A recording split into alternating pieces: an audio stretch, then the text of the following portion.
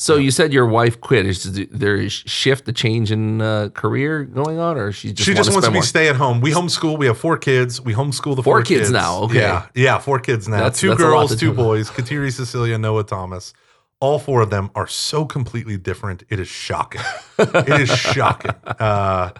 Yeah, my second, my fourth definitely have their dad's ADHD, which is so fun, so fun. But yeah, they're so different and they're so wonderful. But we homeschool. We've been homeschooling since my oldest, Kateri, who's 12, was in kindergarten. We decided that we wanted to do it. We had them in the weekday children's program here, the Little Saints program here. So they had it. We try to get all of our kids to go through it. Like, hey, here, come to this daycare thing for a couple hours a day. And after that, we just homeschooled, and my wife has fallen in love. So 12, and what are the other ages? 12, 11, almost 9, and 7. Oh, wow. Okay, Yeah. so you got a couple of teenagers coming up now. Yeah, it's terrifying. It's terrifying. What's the dynamic like now, that you work here in the church and you're in charge of the faith formation, and then, your kids are getting involved in stuff? What is that like? It's fun. It is fun for me. So my oldest 2 now are both in Anchor, which is our 5th and 6th grade youth ministry program.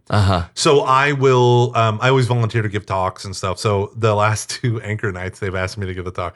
So I walk up there and immediately my girls are like, no. And they always do this thing, which is so funny, where they're like, Dad, don't say our names. You better not. Don't point us out. Don't point us out. And so I don't. And they're like, how come you didn't point us out? And I'm like, because maybe I don't want to be associated with you. Did you ever think of that? No. So it's so funny. But and then my youngest son is going through his first communion preparation. So it is so fun having them in here, and you're doing stuff. So they're passing out the papers as people come in. They're a part of the process. Kateri's been doing it for her siblings, So it's fun. It's fun. It's beautiful.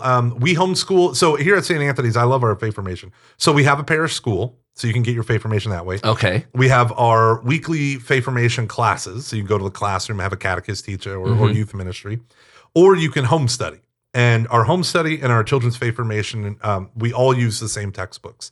So if you're a kid who's in class and maybe someone gets COVID or mom and dad's job changes, they can switch to home study, not skip a beat. Yeah. It's good. But within this, the books that we use now that we teach, the Faith and Life series, that's what we use at home for homeschooling. So it's so awesome because I love homeschooling and I love teaching the faith formation. So that's what I do at home.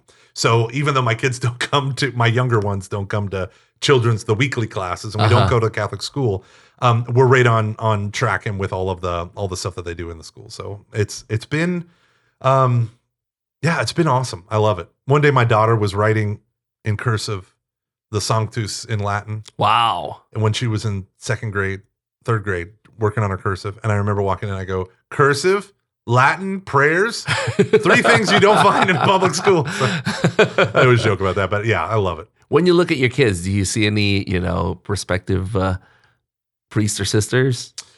Oh man. So my daughter Kateri desperately wants to be the next, famous actress, which I am discouraging all the time.